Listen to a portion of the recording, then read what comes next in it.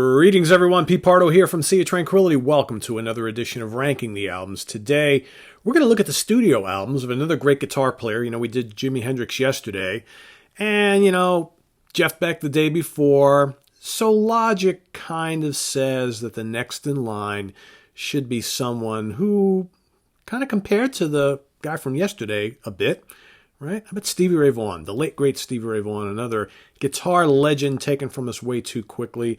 Not a ton of albums, but some pretty spectacular albums. No doubt one of the greatest blues rock players of all time. Kind of came about in the early 80s, right when we needed him the most, right? And he thrilled us throughout that decade. And then by the time the 90s started, before you knew it, you blinked and he was gone in that horrible helicopter crash. So some cool albums here. So what I'm going to do, again, a lot of instances I don't kind of include compilation albums. I'm going to do that here. Well, I'm going to include one of them. Okay, I'm going to include The Sky is Crying, which they released shortly after his death, which contain a bunch of unreleased tracks that were recorded throughout the 80s that didn't make some of the other albums. I'm going to include that. I'm also going to include the album that he did with his brother Jimmy Vaughan from the Fabulous Thunderbirds. I'm not going to include that. There's been a bunch of live releases. They're all pretty damn good. We may save that for another show, but for now, I'm just going to concentrate on the studio stuff. So we're going to talk about 6 of them. Now, I will say 5 of these 6 I dig a lot. The other one I'm not a huge fan of. All right, so I'm going to rank them in my order of preference. My number 6, the one at the bottom, I actually don't own. I've heard it numerous times. I never really dug it enough to buy it. Okay, and that is Family Style from 1990, which was, I think, officially released just after he died. That's the album he did with Jimmy Vaughan, right, his brother from the Fabulous Thunderbirds. They released that right after he passed away. Did pretty big business, obviously. Not a huge fan of it. All right. To me, it's missing a lot of that kind of Stevie Ray Vaughan fire. Don't get me wrong, there's some good playing on there from both the guys, but they went from like a more laid back, kind of rockabilly, funky, kind of Fabulous Thunderbirds type of thing. Moved away from a lot of the traditional blues that Stevie was known for. It definitely doesn't rock a lot.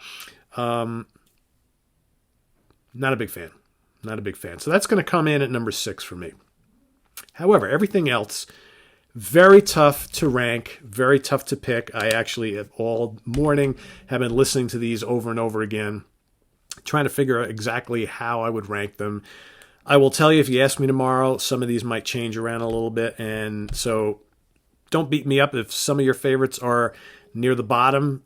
It's not because I don't dig them. I love them a lot, but certain albums here have a certain handful of songs that are just so damn strong that maybe it inches it past another album, right? But they're all really good. So I'm going to go at number 5. All right, so we got Family Style, number 6. Number 5, I'm going to go with 1985's Soul to Soul. Stevie Ray Vaughan and Double Trouble's 3rd album. Could rank higher. I dig this a lot. I remember when this came out, this was a little bit of a different kind of an album because, of course, now you got Reese Winans on keyboards, piano. Prior to that, it was just a trio. Kind of a little different sound. Some people were into it, some weren't. Still some pretty spectacular stuff on here and great guitar playing. Say What, kickoff track, basically an instrumental. All right, some sizzling wah-wah guitar licks from Stevie on there. Great, great stuff. What else am I really big on here? Life Without You is a great, and that kind of ends the album, but he would always play that in concert, and that was just he would do a little talk with the audience and then launch into that terrific emotional guitar solo. Fabulous stuff. Come On Part 3 is a rip-roaring Hendrixy style rocker. Totally dig that. Change It was kind of a hit on the album. Good, catchy, bluesy tune. You'll Be Mine, Empty Arms. I mean, look at Little Sister, another kind of, FM hit. They played that on FM rock radio quite a bit. A lot of great stuff. Top to bottom, a very strong album. A little bit different, though, because moving away from the power trio thing and lots of piano and stuff like that. Coming in at number 4, and again, I really debated these two. All right, number 4 and 5 here. This was, one of his best reviewed albums, a huge hit at the time. Talking about In Step, 1989. Stevie newly sober. rediscovering life once again, going back into the studio with the band and really putting out a good album of a lot of really good songs.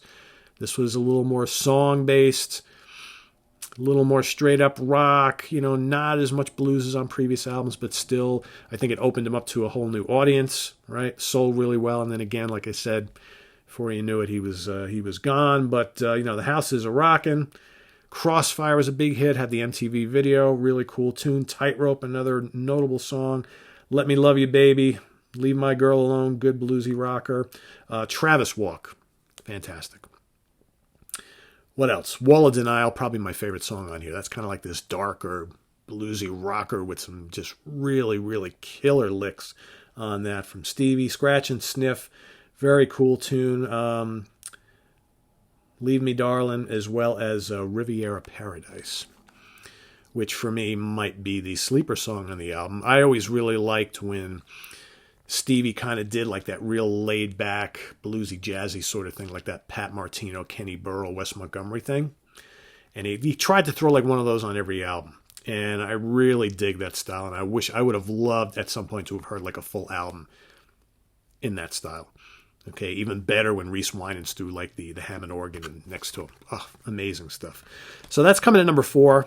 Like I said, In Step and Soul to Soul. I kind of love them both about the same. I got to rank this one really high, even though it's pretty much a compilation that they released after he passed away. Posthumously, however you say that. I know I got beat up on the Hendrix thing for posthumous, whatever, okay, after he died. They put this together fairly quickly. All right, The Sky is Crying from 1991, featuring songs that were recorded from 84 through 89. Man, how did like some of this stuff not make it onto the other albums? That's my view. I mean, this is just fantastic. Boot Hill, The Sky is Crying, killer. You got Empty Arms, Little Wing, of course, another Hendrix classic. He was really good at doing Hendrix tunes. Wham, rambunctious kind of tune. May I Have a Talk with You? Close to You. Chitlin's Con Carne, again, another one of those cool, like kind of jazzy tunes, with the 60s style, clean jazzy guitar, lots of reverb, little organ in the background. Amazing. So excited. And the cool acoustic Life by the Drop, another beautiful song. So that's number 3 for me. The top 2 I debated back and forth, because, man, those first 2 albums are so good. And I almost went in a different direction here. Coming in, I thought I was going to go in one, but the more I listened to these, I was like, yeah, you know what? I'm going to go with Texas Flood in the number 2 spot. I love it. And this is almost number 1 for me. Almost. At least today. But man, some great stuff here. Pride and Joy, obviously. Texas Flood, killer song with some absolutely stinging guitar solos. Right? Tell Me, Testify, Rude Mood, Love Struck Baby, Mary Had a Little Lamb, Dirty Pool. Dirty Pool is absolute killer. Absolutely killer. Love those long, lengthy, slow blues tunes. Man, Stevie was great at that. I'm Crying. He's got a handful of tunes on the first couple albums that all kind of sound the same. They all kind of sound like knockoffs of Pride and Joy. Still fun. But for me, man, how about Lenny? Oh, brilliant. Some of the tastiest guitar licks you'll ever hear on that song. Killer. All right, number 1, that was from 1984, by the way. Coming in 1984 is Couldn't Stand the Weather, their second album. Okay, the last with the original trio. God, where do you begin with this album? I remember when Stevie Ray Vaughan first, when you first heard about Stevie Ray Vaughan, it was on the Let's Dance album by David Bowie. And I remember thinking, wow, that cat can pretty well play, right? At the time I was a metal guy, so I was like, blues guitarist, other than like Robin Trower. I wasn't listening to a lot of bluesy stuff. But then I started here, I heard the Texas Flood album, and I picked that up, and I was like, wow, this is really good. And I remember he played like at Spring Weekend. For those of you, the college that I went to, State University of New York at New Paltz, they had like a little late spring, just before the spring semester ended, they had this thing called Spring Weekend out in these fields where they would sign all these bands to come play, and it would just be like a whole day festival thing. And the semester before, I actually went to go to New Paltz. I hadn't yet started. I was still finishing up my senior year in high school. Stevie Ray Vaughan and Frank Marino Mahogany Rush both played at Spring Weekend, and he had just released that album. So I remember it was like, whoa, very cool. But then like all of a sudden, I get ready to go to college, and this thing comes out, all right? And I was all in both of these albums. So, here you got Scuttlebutt, and you got the title track, Couldn't Stand the Weather. Love that guitar solo in that song. Just great stuff. Things That I Used to Do. Great blues tune. Of course, you got the amazing Blue to Child, Slight Return, his remake of the Hendrix classic. Probably one of the best cover tunes or remakes you'll ever hear. It's that good. It's that good. Makes it his own. Cold Shot, right? Kind of another FM hit, or played on FM radio a lot. Tin Pan Alley, amazing, slow, bluesy, jazzy, love it. Honeybee, and then of course the amazing Stang Swang, another like kind of old school jazz guitar venture. Love it. A great album. For me, it just barely beats this one today. So let's go back through my list. We're going to go number 1, Couldn't Stand the Weather. Number 2, Texas Flood. Number 3, The Sky is Crying. Number 4, In Step. Number 5, Soul to Soul. Wow. Soul to Soul. Wow. Soul to Soul. Wow. Soul to Soul. Love it. And then number 6, Family Style. All right. If there's folks out there who totally love Family Style, I get it. It's not a terrible album. I just don't love it that much. It's not one of my favorites. All these other, though, are great. So there you have it. Stevie Ray Vaughan and Double Trouble.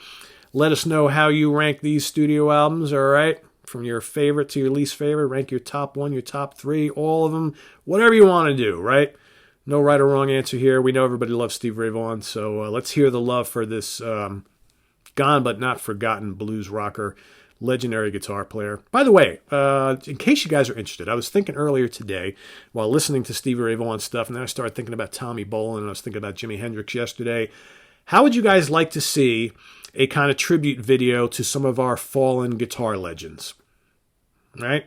Some of those guys, the really notable ones, the pioneers, okay, at least, the ones that I'm really into that I can talk about. So, just a special show, just to kind of reminisce about some of these great players that we've lost over the years, and maybe a couple of my favorite albums or songs by each, just as a way to give some love to guys like that, right? To Johnny Winter, to Stevie Ray, to Jimmy, right? To, Tommy. We know all these guys. Gary Moore, right? I mean, all these dudes that we miss, that we love. Just like a 30-minute show, just kind of reminiscing. All right, talking about, I'll talk about my favorite albums, favorite songs, what are my favorite, which guitars that I loved seeing them play, all that kind of stuff, and if I've seen them live, if I have any memories. So I'm seriously thinking about doing that. So that's something that might be coming up in the days ahead, right? So let me know what you think, all right? Visit us on the web at www.seaoftranquility.org. We're on Facebook, we're on Twitter. Of course, we're here on the mighty YouTube all the damn time. So, what's coming up tomorrow? I don't know yet. This weekend, going to be doing some top 10 songs for Iced Earth and Amon Amarth for all you metalheads out there. If you like power metal, Viking metal, melodic death metal, all right, you got some of that coming up this weekend. I know there's a handful of you who are like, we need more metal. I'll give you more metal. The majority of the people don't watch the more metal shows, but I'm going to give them to you anyway because I'm a metal fan. So, you'll be more that's coming up. So stay tuned. All right. Make sure you subscribe. Tell your friends. If you feel like donating, there's a Ko-Fi address to send to if you're so inclined to help us out here. That's in the description of the video. Otherwise, I'll see you guys later on. Take care. Bye bye.